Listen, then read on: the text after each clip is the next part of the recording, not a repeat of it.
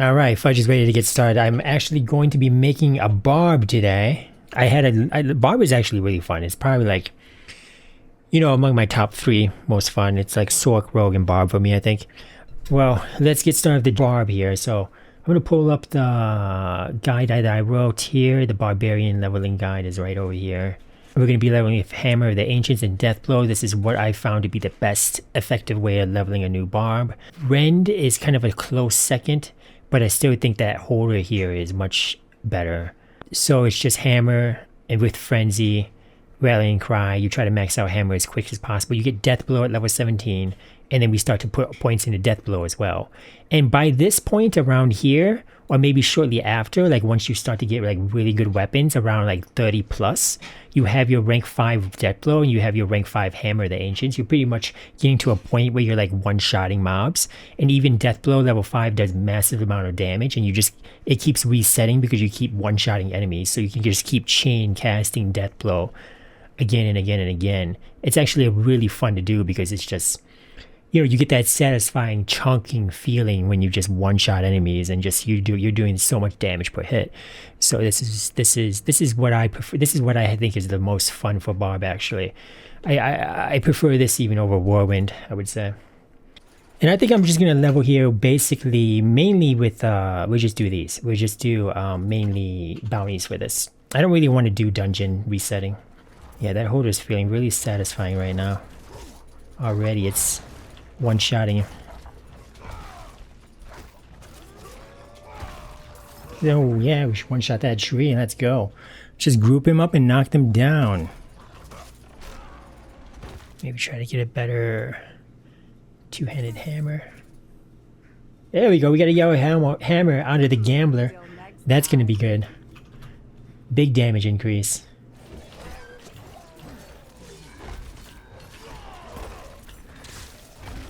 Alright, chunky.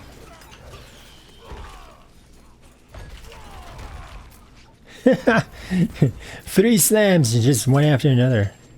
Hammer is going to be 5 here. Do we got a two-hander? We got a two-hander collection. Let's go. Look at all those two-handers. Oh yeah. Plus 62. This is what the tree is really good for. This tree is good for weapon upgrades.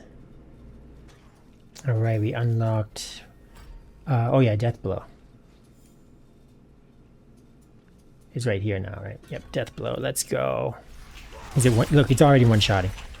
Right when I unlock it here, it's already just one-shotting these skellies, and I'm just able to cast it over and over and over again.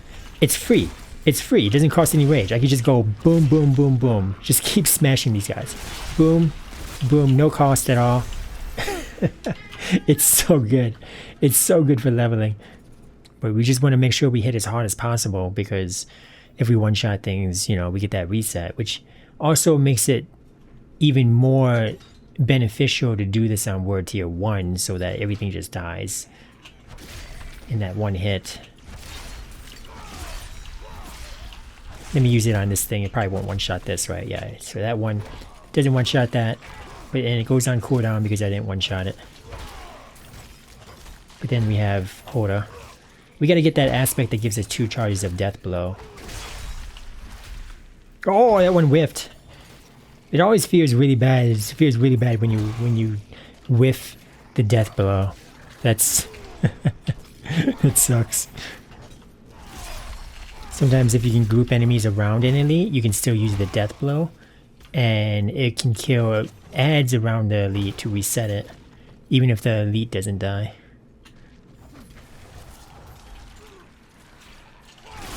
Like this, I was able to hit the skeletal construct with my Deathblow, but then also reset it off of a trash mob. Like right here. Oh, although it's not lined up, there we go. Easy. Alright, we got Berserking now. Just like 20% more damage. You even get this extra move speed to run around with. Makes it easier to just run through dungeons with the Berserking. I have Berserking up the entire time here, just running from mob to mob and smashing them, one-shotting them with Berserk up. Easy. Bosses are a little slower, at least until we get Wrath. You just hit ads to activate Berserker here. You just use ads here to death blow, so I'm keeping Berserker up. That could be a good strat here, since they don't want to group up on the boss. I will put the point. Wait, actually, we have Wrath here already. Let's go to Wrath. So with the hamstring, we also need to apply bleed from the weapon mastery.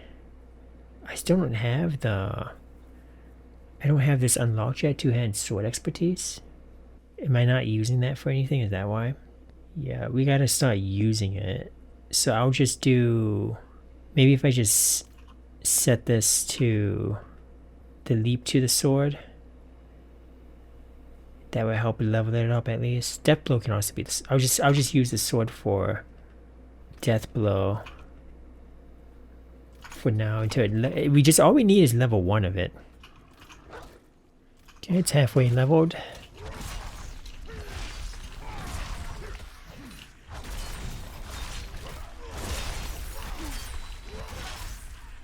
There we go. We got to rank 1 here, the two-handed sword. So now I can actually put this into the technique, right? Yep, okay. Now it fits into the technique. You just left click it. So now we always apply bleed. I had a lot of questions with the leveling guide and in general, just like why we're doing 1 point in a hamstring where bleed effect slow when people couldn't find where the slow effect was coming from, to where the bleeding effect was coming from to apply the slow. So all of our attacks are bleeding. So we just set the leap, and we set my death blow to my two-handed sword that I was using, even though the hammer was doing more damage. But you just want to use it. You just want to use it on the death blow until you level it up. And then once you level it up, you can go back to just having it auto-select or just pick whichever weapon does the most damage, I think, here. At least you can auto-select at least until you need to set it to your two-handed slashing weapon for when you have your key passive, when you have the weapon master. Then you need to actually set your weapons to, your different weapons to each skill so that you can activate all the different weapon bonuses from weapon master. Now we have a bleed on every attack that's also applying slow. So that'll activate any damage to slowed enemy effects you might have on your equipment, or damage to crowd controlled. Both slow and crowd control here are being activated from the technique and hamstring combo. The other place that the slow becomes useful is once we put sapphires. I don't have it yet, but once you put sapphires into your weapons, that's critical strike damage to crowd controlled enemies.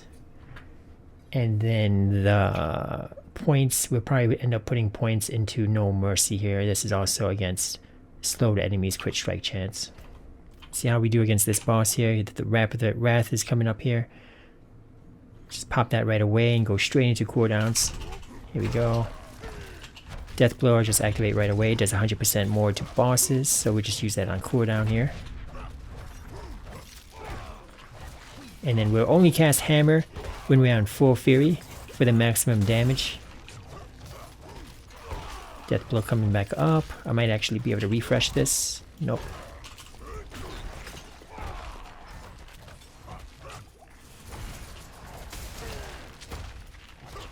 Okay, not too bad. Bosses can be a little rough at first. Wrath does help there a little bit.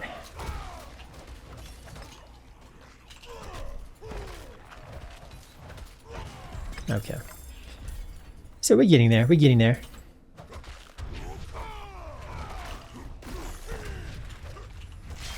Easy. Wrath of the Berserker, pop that and just go ham. So now that we got the key passive, and I got the key passive a little earlier than if you were just to start your first character because I have some renown. But once we get this key passive, we are doing Walking Arsenal, and we need to use all 3 weapons here. So this is when we have to make sure that our setup, our assigned weapons are correct. We gotta, obviously with Frenzy, we're using the dual wield weapons, and with Hammer of the Ancients, we're using bludgeoning, right? There's no changing those. So we have those two already. We just got to apply slashing to leap. The two-handed slicing weapon here. And probably also do death blow here. Yep. So now we have both these two skills doing the two-handed sword. And then dual wield and two-handed bludgeoning. We're going to be using every weapon here. These are going to need sapphires. The chest pieces are going to need rubies here. But now we have this walking arsenal on our buff icons on our skill bar here, above our skill bar. So now we can keep track of that.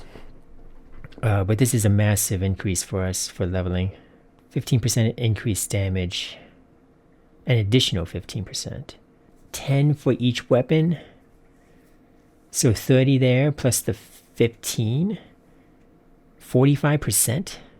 Now we got to really make sure that all of our weapons have high DPS. We got to prioritize DPS on all 4 weapons that we have. Things should definitely pick up here from this point. You can see down here, all 3 of those icons are being lit up and activated if you cycle through your attacks correctly. And then we can also start stacking the extra fury gain on weapon swaps from the skill tree. Yeah, that's way more damage now. Oh, holy crap, man. Very noticeable.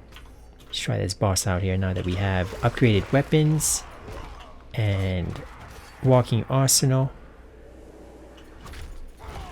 Yeah, oh yeah, that's chunky now. That is chunky. This is where things start to pick up. We can use the leap here to activate that slashing buff, because we won't have death blow up all the time against the boss. Unless I death blow and add like that, then I can gain the berserking and get the walking arsenal buff on the add. There we go. Alright, much better, much better.